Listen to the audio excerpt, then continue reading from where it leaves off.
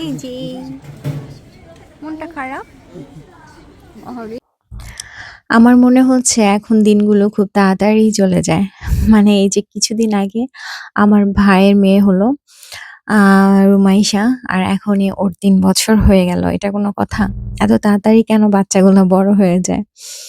তো আমরা সবাই মিলে এখন শপিং এ চলে এসেছি রুমাইশার জন্য গিফট কিনতে। আর এই যে সাথে তো প্রিয়ন্তীর জন্য অনেক কেনাকাটা হয়ে যাচ্ছে। মানে প্রিয়ন্তীর নানু, মামা, খালামণি সবাই অনেক কিছু কিনে দিয়েছে প্রিয়ন্তীকে। রুমাইশার গিফটের পাশাপাশি। প্রিয়ন্তী অনেক কিছু পেয়ে গেছে। আর আমার মেয়ে তো শপিং মলে গেলে এরকম দৌড় শুরু করে।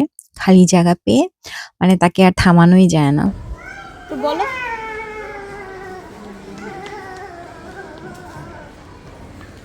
জাপানে যেহেতু এখন শীতের শুরু একদম, এর জন্য এখন অনেক সুন্দর, সুন্দর জামা পাওয়া যাচ্ছে এবং অনেক কালেকশন নিশি মাচুয়াতে। তো আমরা সবাই হচ্ছে টুকটাক কিছু গিফট কিনলাম রুমাইশার জন্য।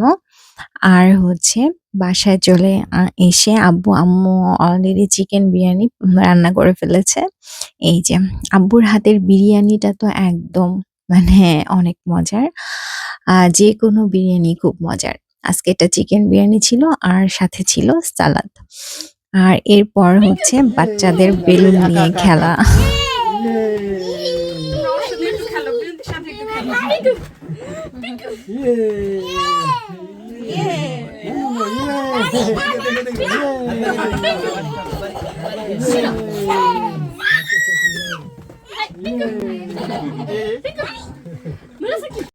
আমার মেয়ে তো বেলুন নিয়ে খেলতে, খেলতে ঘুম এসে পড়েছে। কেক কাটার সময় সে আর হচ্ছে জেগেছিল না।